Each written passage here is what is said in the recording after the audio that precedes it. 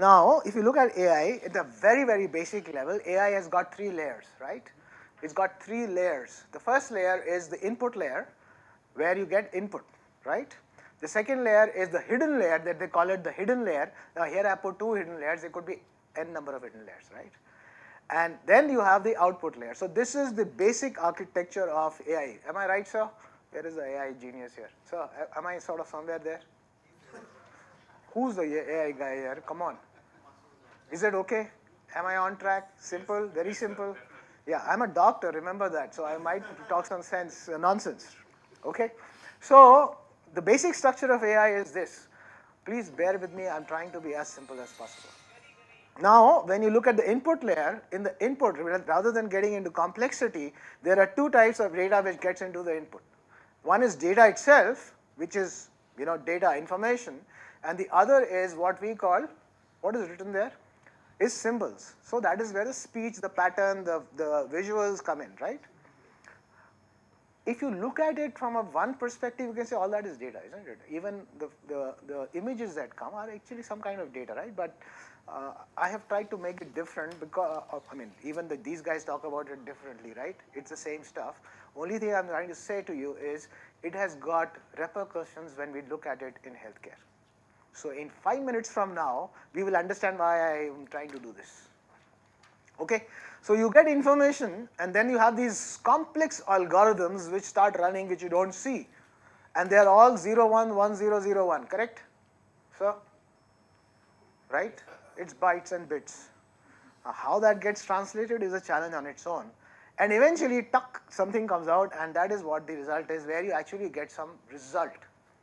And that result actually is of 2 kinds. One is predictive and the other is classification. Now I will get into this a little more in detail in a minute from now, but for the time being, that's all that it is doing, predicting and classifying. These are the 2 main areas of AI.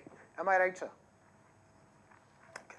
I have to take affirmation because I'm talking to AI experts. If I was talking to doctors, I would just run away with it because they wouldn't know anything anyway, right? Right. So anyway, so here I'm in trouble. Now, human beings do the same thing, right? What I just showed you, human beings do the same thing. We take data, we process it, and we come out with an action. Now, what is the distinction or what is the advantage that AI gives over human beings? And I just want to talk about 2. Just think about it, right? So what is the advantage? Number 1, huge amounts of data. Human beings get intimidated by even small amounts of data. So when I was an executive, okay, chief executive, some of my subordinates tried to play smart, right?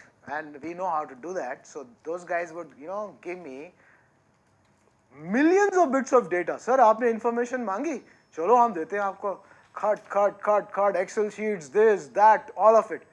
You think that you can upwardly delegate work to me? You think you can do that? No. I want a 1-page executive summary. That's it. That's it. I don't want you to intimidate me by data. People try, don't worry. Even my present companies, they try and do it once in a while, right? So what we need to do is we need to take all that data that we have and then analyze it and eventually come up with something called a decision. So all of us are doing it automatically. You are thinking about this in your mind. What is this guy talking about? You are analyzing it. Does it make sense or not? Then the decision is, should I continue to listen to him or should I go out and have a coffee or a cigarette or whatever you want to have? Is it worth it? Some of you must be thinking, when will this finish? When is lunch going to be served? What's the menu? Blah, blah, blah. But then that's what we are doing all the time. That's what makes us human beings, right? But we do it at the subconscious level. Sometimes we do it consciously. And that's what is called management decisions and clinical decisions. I'm a doctor, so I'll talk about those 2, right? So, point is, we as human beings have limited ability to handle data and analyze it. We have limited ability. But with machines, you can do huge amounts of data and analyze it and come up with something. And that is the advantage that AI gives us over anything that we have been doing till now. Second area is Any guess? What's the second area that I would like to talk about? What is it that humans do and that machines can do it better? Speed. Okay, that's. Sorry. That I don't want to get into. I'm talking hardcore business and technology solutions. This is meant for business. The second thing is multiple dimensions. So when we look at data, the ability of a human being to handle data or analyze it is in 2 or 3 dimensions maximum. So let's say there are 2 charts here. So let's say I'm looking at, and let me give a practical example. So I'm looking at marketing results from investment that I'm making in marketing. So I'm a doctor who's running a practice, or I'm a businessman, or I'm a hospital manager. I am looking at, okay, I'm doing serious marketing.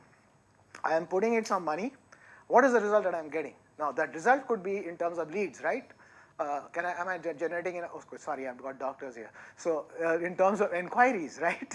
So doctors don't understand leads. So I put in money. What is the patient that I'm getting? How many patients did I get? So that is one thing that you can say. I put in 5 lakhs this month. I got 500 leads, etc., etc. And then you can say, okay, one lead cost me so much, right? Some kind of analysis you can make, and then you can understand, okay, does it make sense?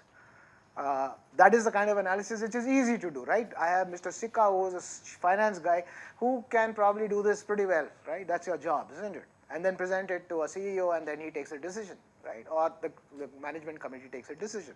I have so many hospital managers here, probably you work the same way, right? We have the illustrious hospital managers here. Now, I start looking at more granular data, right? And I say, okay, I put so much money in digital. In digital, I put so much money in, so let's say I put so much money in BTL. You understand BTL, ATL, digital, below the line, above the line, through the line.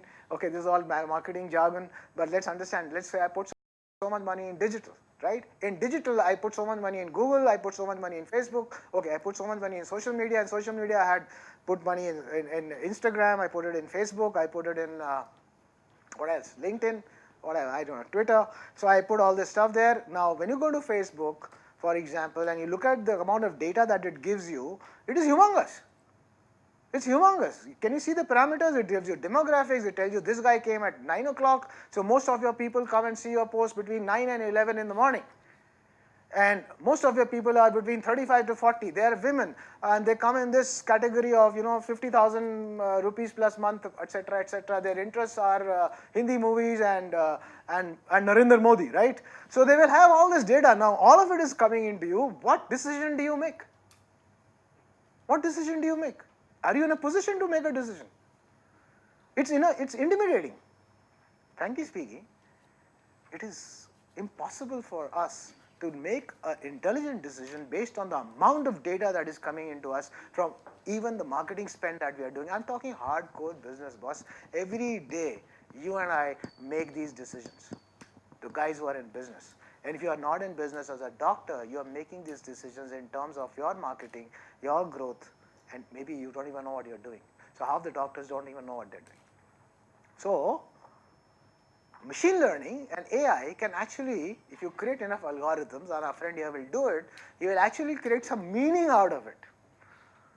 So that all this data has some meaning, and eventually it comes out as an actionable information for us to take a decision. And that's the distinction that AI and machine learning can make over what you are doing today manually, or what I call pedestrially. 2 areas: ability to handle large amounts of data. Number 2, handle different dimensions of the data, the same data. It can work, so you can handily manage 2 or 3. With AI, you can have almost unlimited number of dimensions it can work on. So that is the advantage of AI. Oh man, I've got a serious amount of time. So please tell me when you feel that this is boring. Because I got flexibility from Dr. Masood that probably, sir, you can carry on for more than an hour. So I have decided to go for more than an hour. But if you guys feel that, boss, this is getting boring, just raise your hand and I will taper it down, right? So the ball is in your court. If you are feeling bored, please take action. Okay, don't blame me, right? I've given you. In a way it is. I've just given the decision to you guys.